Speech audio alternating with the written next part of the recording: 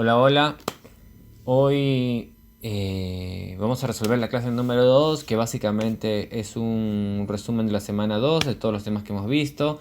Lo hemos dividido en dos partes porque es demasiado extenso. Bueno, comenzamos. Evolución de las bases de datos. Originalmente la información no se guardaba en hojas de Excel, en documentos de Word. La información se guardaba en archiveros. No existían las bases de datos modernas. La información se guardaba en folders que se guardaban en estos archiveros grandes. Cada folder contenía cientos de páginas. Por ejemplo, un alumno se registraba o se matriculaba, tenían que crear un nuevo archivo y almacenarlo. Cuando ese alumno iba a pedir información de sus notas, imagínense el caos para recuperar esta información. Este proceso podía demorar días, incluso meses. En el caso de entidades grandes, ¿no? De universidades grandes con cientos de alumnos que se matriculan cada ciclo. Luego se empezó a utilizar herramientas, ¿no? De ofimática, suites de ofimática, archivos de texto, qué sé yo, Excel, Word.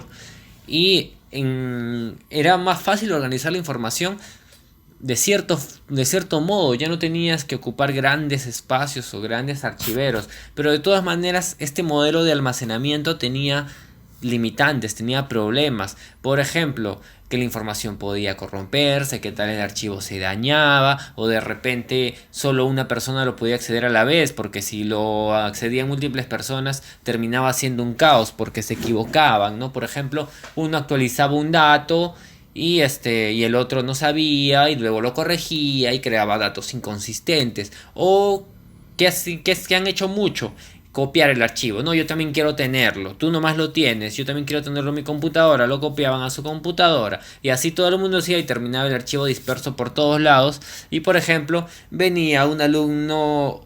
¿Sabes qué? Quiero corregir mi apellido. Lo has escrito mal. Uno lo corregía en su Excel, pero el Excel de tu compañero, del otro compañero de oficina, en ese Excel no se corregía y había datos inconsistentes o de repente datos duplicados. Los dos mismos registraban un alumno y así pasaba en otros ámbitos como los clientes o en una veterinaria, en una clínica, y esto era un caos total. Y todo este caos en el manejo de la información perjudica a la organización, perjudica bastante a la organización. Imagínate pues que en tu empresa no tengas los datos consistentes o no tengas los datos cuando los requieres, o pierdas los datos de todos tus clientes, de los pedidos que han realizado. O sea, sería un desastre. Ya. Luego, a raíz de todo esto, nacen las bases de datos. Bueno, las bases de datos ya estaban, ¿no? Ya tienen mucho tiempo, pero se empiezan a utilizar, empiezan a tener un auge mayor. Las bases de datos evitan todo esto. Y no solo eso, sino que la información está centralizada. Múltiples personas pueden conectarse a la base de datos y utilizar, pueden almacenar, recuperar información en tiempo récord. Y no tienen todos estos problemas, no hay inconsistencia de datos, no hay datos duplicados. O sea, las bases de datos son una maravilla que les permite a las organizaciones tener sus datos almacenados de manera fiable y recuperarlos cuando así lo requieran. Continuamos. ¿Qué es una base de datos? Una base de datos no es más que un almacén que nos permite guardar grandes cantidades de información de forma organizada para que luego podamos encontrarla y utilizarla fácilmente. ¿Qué es lo importante? Encuentras la información rápido y le das el uso que requieres al momento. Imagínense que no existieran las bases de datos. Tendríamos que almacenar todo en archivos de Word y buscarlo sería tedioso. Y si no utilizáramos Word, utilizáramos ficheros y lo almacenáramos en esos archiveros, encontrar la información demoraría días, semanas o meses. Ya, ahora las bases de datos. Hay múltiples productos en el mercado de todo tipo, no solo bases de datos relacionales, sino otros modelos. Pero en el mundo de las bases de datos relacionales, los más utilizados son los siguientes productos. Se puede decir que marcas, ¿no? Así como tienes Nike, Adidas en zapatillas, Nike, Adidas, Puma. También tienes en base de datos MySQL, que es gratuita. Oracle, que es carísima. Oracle es de las empresas más millonarias del mundo. Y SQL Server, que es de Microsoft, que también es bastante conocido. Ya, continuamos. Ventajas de usar una base de datos. Acá vamos a hablar más de las ventajas. A ver, comenzamos. Control de redundancia de datos. Acá evitamos los datos duplicados. O sea, no vamos a tener una copia. Somos, qué sé yo, 20 personas en la organización. Una empresa pequeña, mediana. No vamos a tener una copia en cada computadora de la base de datos, porque cuando la actualicemos tendremos que actualizarla 20 veces en todas las bases de datos, en todas las computadoras, ¿no? O sea, un poco esto es sacado de los cabellos, pero con una base de datos centralizada, con una base de datos relacional centralizada, no tenemos que hacer nada de esto. O sea, actualiza si se actualiza para todos. Ya, mejora de la integridad de los datos. Es más complicado que los datos, por no decir casi imposible, que los datos se dañen, ¿no? La información está íntegra ahí. Las bases de datos tienen mecanismos de contingencia para evitar que esto ocurra. Consistencia de datos. Los datos siempre van a ser consistentes. Compartición de datos. Los datos se pueden compartir entre miles de usuarios si tú quieres y no pasa nada. Y bueno, para terminar, lo que es mantenimiento de estándares. La información se guarda bajo estándares que nos permiten que la información se mantenga íntegra y no tengamos problemas al manipularla o recuperarla. Ya, continuamos. Desventajas de usar una base de datos. Así como hay ventajas, también hay desventajas. Las desventajas son mínimas comparadas con las ventajas. Una desventaja, el costo. Si tú tienes una organización grande con muchas personas trabajando, de repente sí es un poco caro porque tú tienes que guardar mucha información y de repente no te basta con una base de datos gratuita, tendrías que usar una de paga como Oracle, dependiendo de los requerimientos y las necesidades que tiene tu negocio. Bueno, eso es un problema, ¿no? Pero si tú eres una empresa pequeña, mediana, es complicado que esto pase, ¿no? O sea, puedes utilizar MySQL, que es una solución gratuita y no tener ningún problema. Y el costo de mantenimiento, no, tú no vas a operar directamente la base de datos. Esto te lo hace un programador, te hace un programa y el programa es el que se comunica con la base de datos y que le da todas estas instrucciones. Tú no te preocupas por nada. Y el costo de mantenimiento, de vez en cuando hacer un backup, algo sencillo, no hay ningún problema, es algo bastante simple. Complejidad, bueno, como lo dije anteriormente, ¿no? De repente en una empresa grande, pues sí hay un nivel de complejidad porque son miles de usuarios que se conectan y pues hay que hacer backups, hay que modificar la base de datos, agregar nuevos campos, procedimientos almacenados y múltiples cosas que son de profesionales que se dedican a esto. Y bueno, ¿no? Y para eso, pues sí hay que pagar a una persona que lo haga, ¿no? Un buen administrador de base de datos no es barato. Para organizaciones grandes, un administrador de base de datos, hay equipos que se concentran en esta labor. Y, por ejemplo, un administrador de base de datos Oracle con un poco de experiencia está entre los 6.000 y 8.000, con poco de experiencia. Un senior con más tiempo de experiencia tiene un sueldo mucho mayor. Algunos ya se abren y hacen sus empresas, sus consultorías, porque este negocio es bastante rentable. Ya, continuamos. Ciclo de vida de una base de datos. Así como el software tiene un ciclo de vida, las bases de datos también tienen un ciclo de vida. Comenzamos identificando las necesidades del negocio, luego pasamos a un modelo conceptual. Ojo, no nos confundamos, no nos preocupemos. Esto es súper sencillo. Esta clase es introductoria, este curso es introductorio. Si algo no queda claro de este diagrama, no se preocupen, lo vamos a tratar en la siguiente clase. Ahora lo único que quiero es que se haga un mapa mental de cómo funciona esto. Primero se identifican las necesidades del negocio. Luego se hace un modelo conceptual que es un diagrama de rombos, ¿no? Bastante sencillo que permite identificar relaciones entre las entidades o tablas de la base de datos. Luego sigue el modelo lógico, que es un poquito más trabajado que el conceptual. Luego es el modelo físico, que es el código que se va a insertar, con el que se va a manipular la base de datos. Como les repito, esto de manipular la base de datos lo hacen los programas. Los programas son los que manipulan la base de datos. O también, ¿quién más puede hacerlo? Los administradores de base de datos, que son las personas que manipulan la información. O las personas también que crean, ¿no? El programa define las sentencias. Los programadores definen las sentencias para que el programa mismo consulte la base de datos. Va a ser muy raro los casos, por no decir prácticamente imposible, que nosotros como administradores o ustedes que quieren dedicarse a la gestión tengan que manipular una base de datos. Para eso es mejor traer un especialista que manipule la información, pero es muy importante conocer el diseño, porque quizás alguno de ustedes o alguna de ustedes chicas quiera dedicarse a programar. Bueno, ahí sí van a tener que ver un poquito, pero esto realmente es muy sencillo, no le tengamos miedo. De repente en clase ha parecido complicado, pero la verdad que esto es bastante simple y es bastante sencillo. No hay que tenerle miedo. Ya. Y luego llega el mantenimiento. Bueno, el mantenimiento es hacer backups, ese tipo de cosas. Ver que la base de datos funcione bien. No hay mucha vuelta que darlo. Esto es súper sencillo. No nos hagamos un mundo. A ver, bases de datos relacionales. Existen muchos tipos de base de datos. Pero para no complicarnos la vida, digamos que las más comunes, las que se ven mayormente en el mercado, son las bases de datos relacionales, porque digamos que son las más confiables y las más sencillas, ¿no? Las que resuelven mejor las necesidades del negocio. Cuando hablamos de base de datos, como les repito, hay infinidad de productos, pero las más comunes son las bases de datos relacionales. ¿Y por qué relacionales? Porque su concepto o su diseño se basa en relaciones. Por ejemplo, acá tenemos un caso, ¿no? Un diagrama lógico en el cual podemos identificar. Nosotros primero identificamos entidades, o como también se le llama, tablas. Por ejemplo, en una veterinaria, en una clínica veterinaria, en el momento del diseño nosotros identificamos que existen, que queremos almacenar.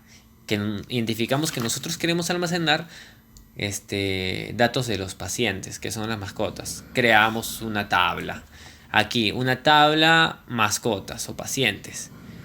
Y almacenamos datos de estos pacientes o mascotas. Y también queremos almacenar datos de las vacunas. También lo ponemos, la vacuna.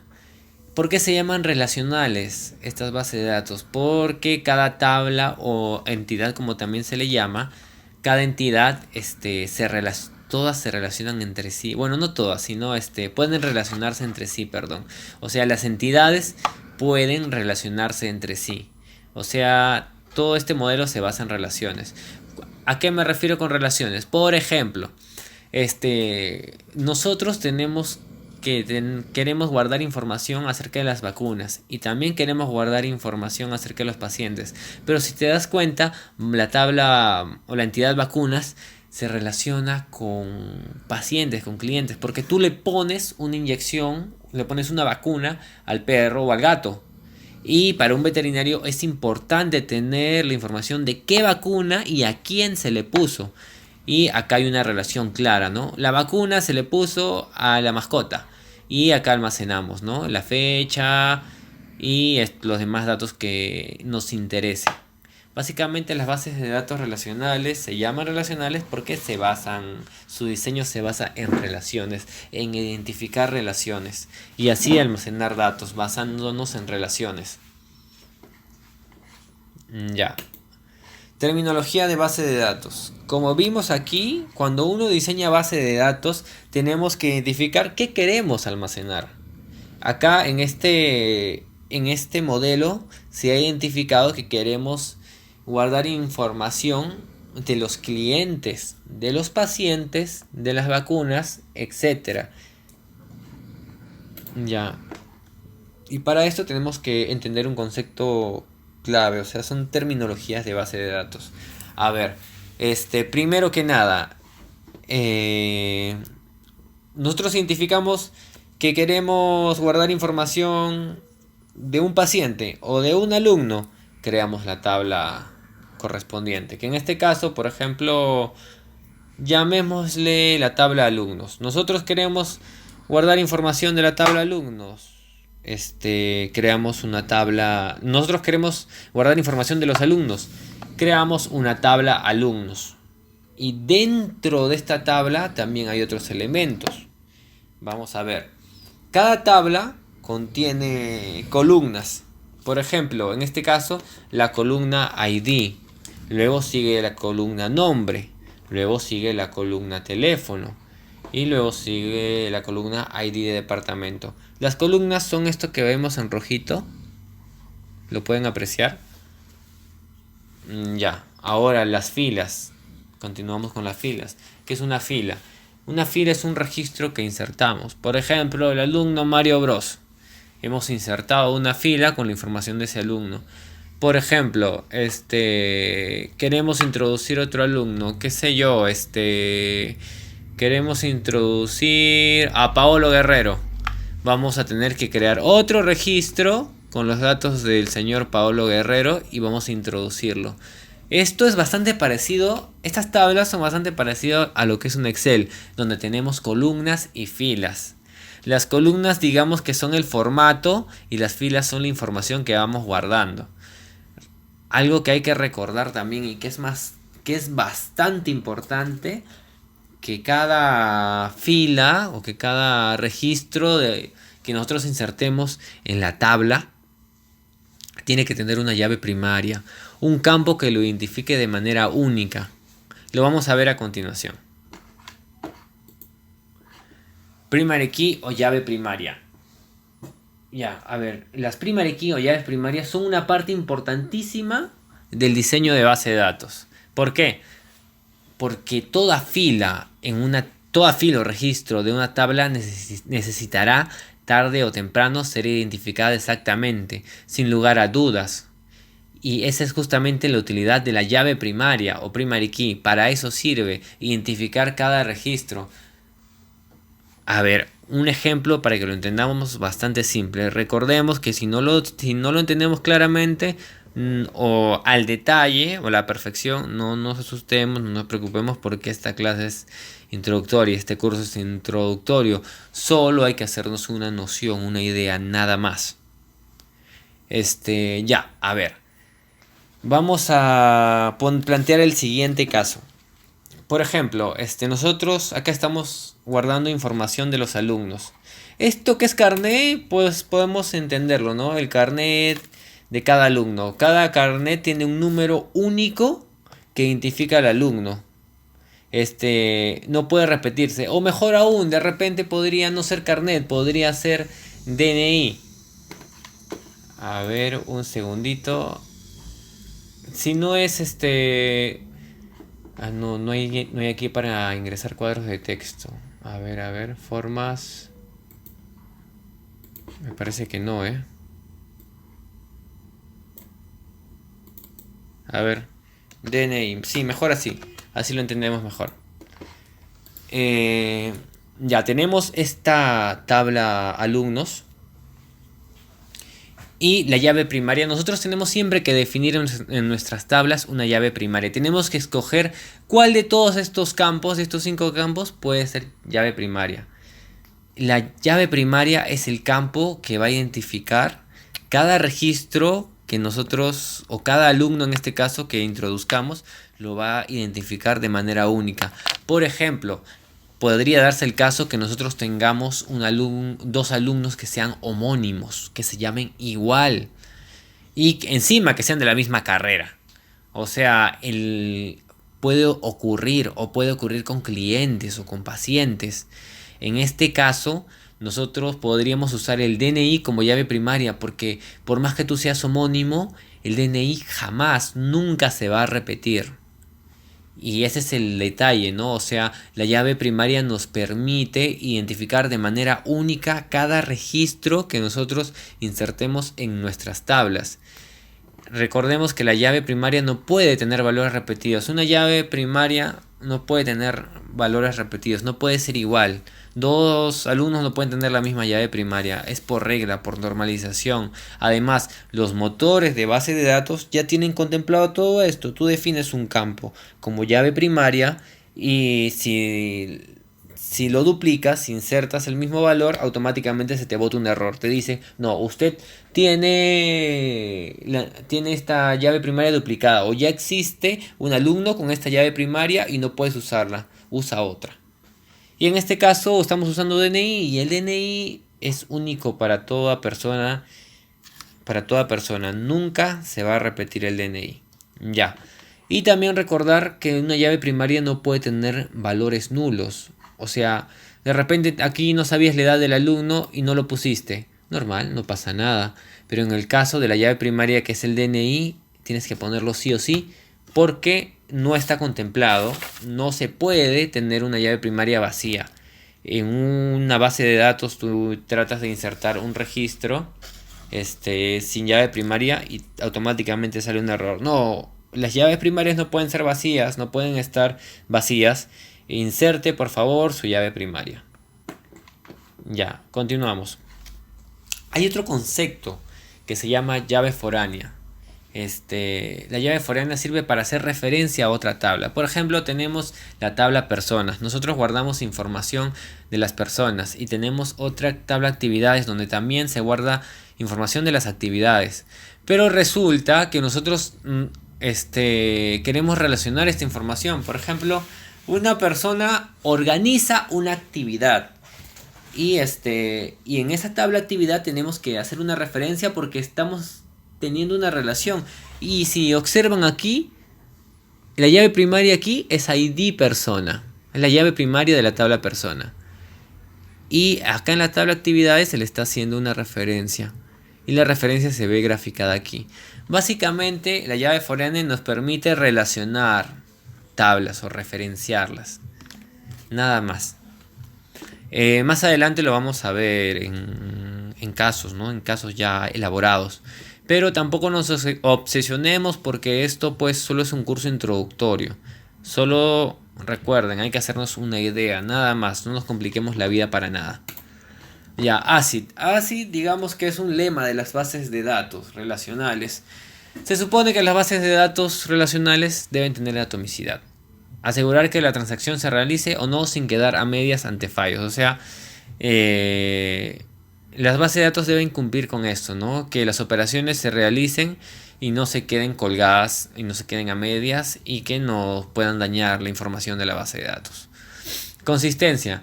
Asegurar el estado de validez de los datos en todo momento. O sea, los datos siempre tienen que ser válidos. No puede haber inconsistencia, no puede haber datos que no se pueden recuperar. Esto es lo que nos promete la base de datos. Aislamiento.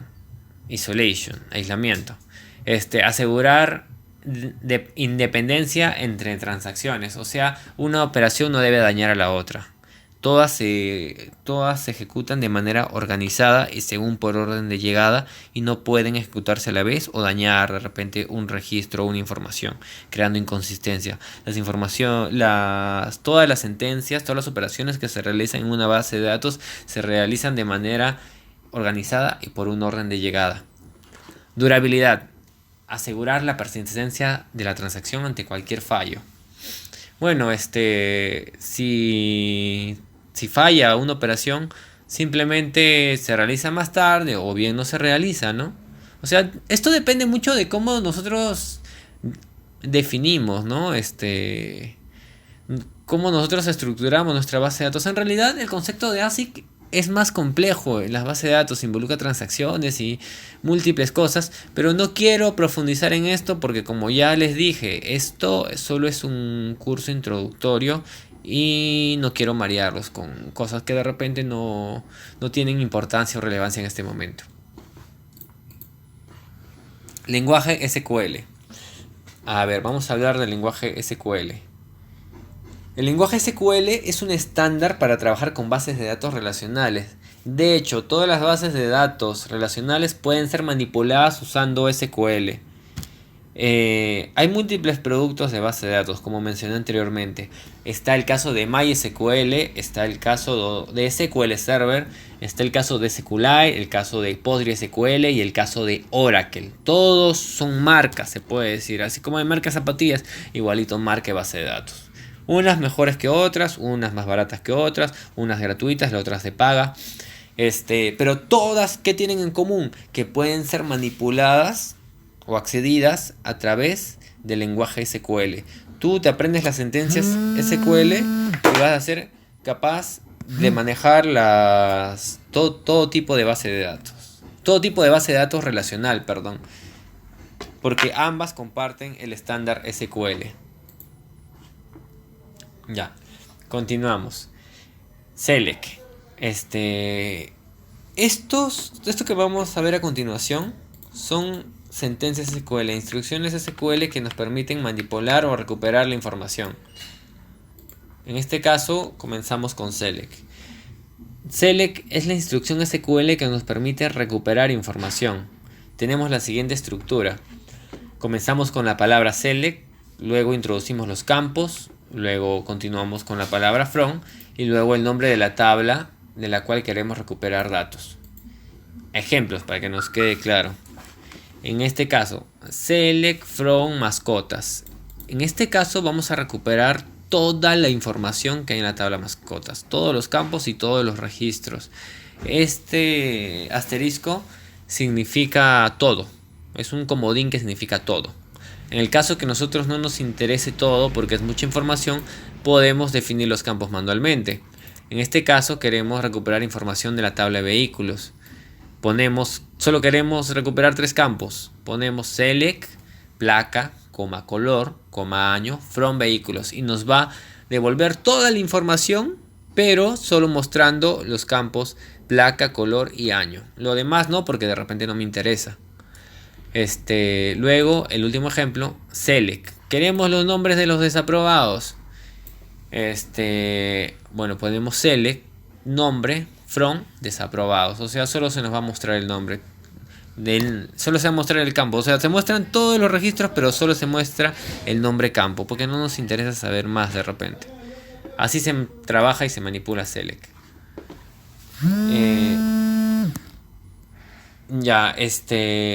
Ahora tenemos insert. Insert es la instrucción SQL que nos permite insertar información en la base de datos. Con insert vamos a insertar información en la base de datos. Estructura del insert. La palabra insert into, luego ponemos el nombre de la tabla y dentro de paréntesis ponemos cada campo que queremos recuperar. Luego ponemos la palabra clave values y dentro de paréntesis ponemos el valor. El valor 1 se relaciona con el campo 1, el valor 2 se relaciona con el campo 2. Acá tenemos el ejemplo.